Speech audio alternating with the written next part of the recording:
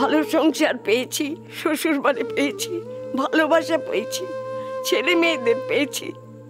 শুধু ওই 2 অক্ষরের মানুষটাকে পাইনি বলে আমার জীবনে আমি বাতি জ্বালাতে পারিনি, কোনো দিন জ্বালাতে পারিনি।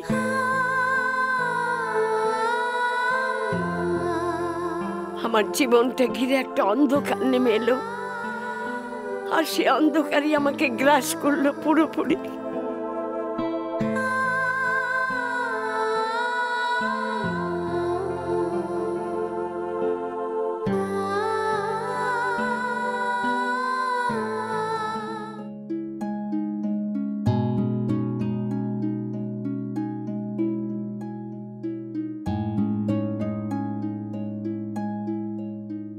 দাদা চা। বৌদি কোথায়? বৌদির যে কি হয়েছে দাদা, নিজের ঘর থেকে একদম বেরোতেই চান না, দিন রাত ঘরেই বসে থাকেন, এমনকি খাওয়া দাওয়াও ঠিক মতো করেন না। সে কি? হ্যাঁ দাদা, আমি অনেকদিন থেকেই আপনাকে বলবো বলবো ভাবছিলাম, কিন্তু বৌদি সবসময় আপনার পাশে পাশে থাকেন তো, এর জন্য আমি সাহস করে কিছু বলতে পারি না। না না, তুই বৌদিকে বলবে, জোর করে খেতে বলবে। খাওয়া দাওয়া না করলে তো মানুষটার শরীরটাই ভেঙে পড়বে।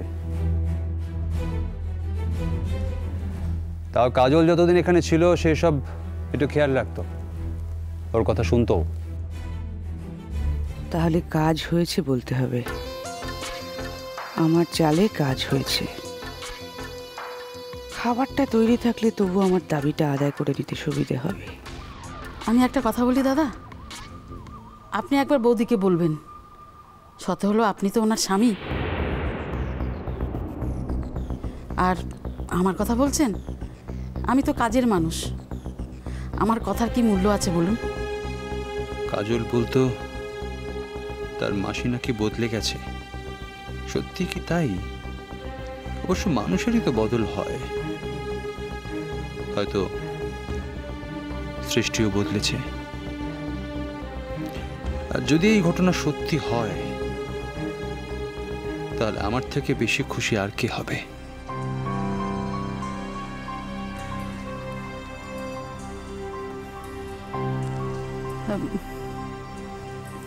বৌদি, এবেলা দাদার সঙ্গে আপনার ব্রেকফাস্টটাও একবারে দিয়ে দিই না।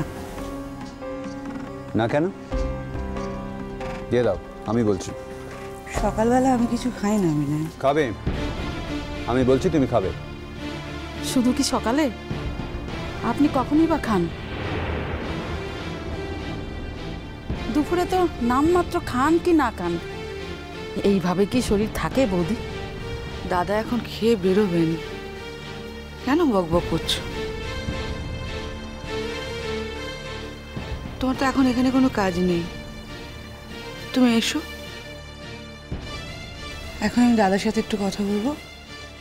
হ্যাঁ বৌদি, যাচ্ছি। আগে খাবারটা সার্ভ করো। হ্যাঁ দাদা, দিচ্ছি। সৃষ্টির দিকে অনেকদিন ভালো করে তাকিয়ে দেখিনি, কত রোগা হয়ে গেছে সৃষ্টি। কিরকম শুকনো লাগছে মুখটা, কি বিষণ্ণ লাগছে মেয়েটাকে। আফটার অল ও একজন শিল্পী, একজন শিল্পীর কাছ থেকে তার শিল্পকে কেড়ে নিয়েছি বলেই কি ওর মুখে এই বিষাদ? আমি কি অন্যায় করেছি? দাদা, এখানে রাখো।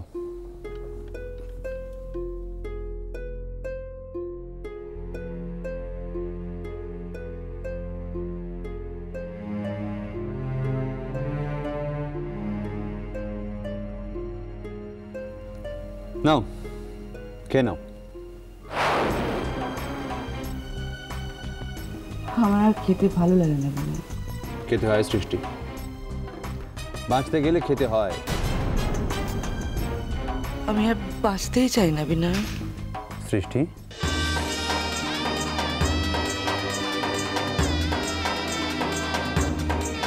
কি হয়েছে তোমার? কিছু না, বলছি ছুটি আছে, কটা দিন কোথাও কোথাও যাওয়া যেতে পারে? বেশ তো, বলো কোথায় যাবে? যে কোনো কোথাও, শুধু এই শহর ছেড়ে আমি দূরে কোথাও চলে যেতে চাই। কিন্তু সামনেই তো কলকাতায় সঙ্গীত নৃত্য সম্মেলন আছে সৃষ্টি। সৃষ্টি, নাচ করতে পারছো না বলে তুমি কষ্ট পাচ্ছ? তুমি পার্টিসিপেট করতে চাও? আমি যদি আমার শর্ত তুলে নিই, যদি আবার তোমাকে নাচতে অনুমতি দিই?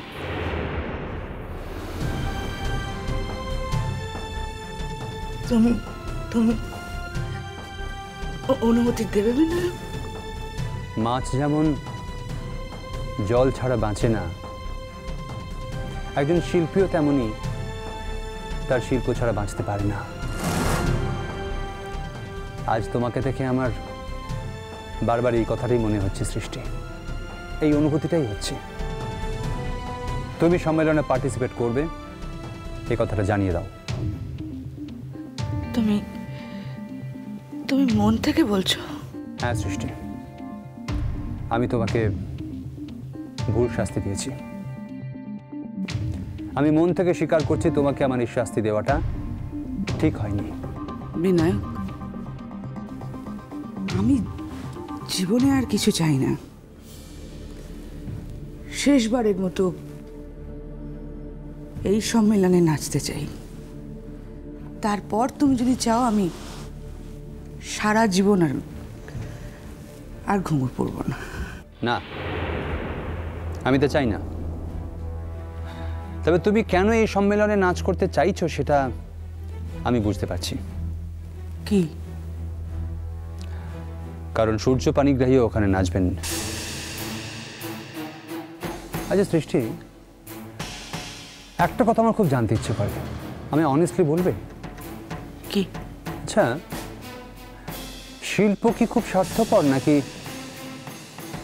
শিল্পীরাই স্বার্থপর? ঠিক বুঝলাম না। না, তুমি এই সম্মেলনে পার্টিসিপেট করতে চাও সূর্য পানিগ্রাহীকে হারাবার জন্য, তাই তো? তুমি জগতের কাছে এটা প্রমাণ করতে চাও যে তুমি ওড়িশির নৃত্যে তুমি শেষ কথা, তুমি সর্বশ্রেষ্ঠ। অথচ এটা তো সত্যি যে তুমি সূর্যকে ভালোবাসতে। আচ্ছা সৃষ্টি, যদি সূর্য এই সেম প্রফেশনে না থাকতো, যদিও নিজেও একজন ডান্সার না হতো, তাহলেও কি তুমিও কি এভাবেই দূরে ছুঁড়ে ফেলে দিতে পারতে? পারতে না, পারতে না। আচ্ছা সৃষ্টি, শিল্প কি তাহলে দুটো মানুষের মাঝখানে একটা পাঁচিল তুলে দেয়, দুজনকে দুজনের থেকে আলাদা করে দেয়, আড়াল সৃষ্টি করে? যে শিল্পী শিল্পের থেকে আপন, তার কাছে আর কিছু নয়, কিচ্ছু নয়। তাই? আচ্ছা একটা কথা বলো তো আমার, শিল্প আপন নাকি নাম যশ খ্যাতি এইসবগুলো বেশি আপন? যদি কোথাও কোনো কিছু প্রমাণ করার না থাকতো, তবে কি এইসবের জন্য এই লড়াইটা চলতো? আমি জানি না বিনায়ক, শুধু এটুকু জানি আমার নাচকে আমি আমার প্রেমিকের থেকে বেশি ভালোবাসি, আমার স্বামীর থেকে বেশি ভালোবাসি, আমার সন্তানের অধিক ভালোবাসি।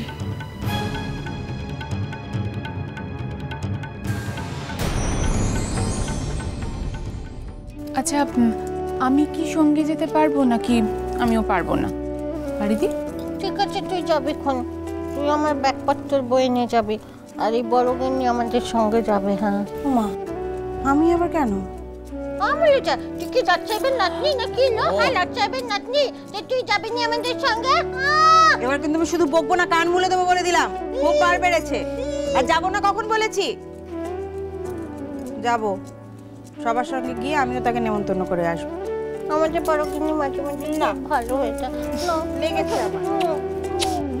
ভাইও যাবে আমাদের সঙ্গে। হ্যাঁ আমি আবার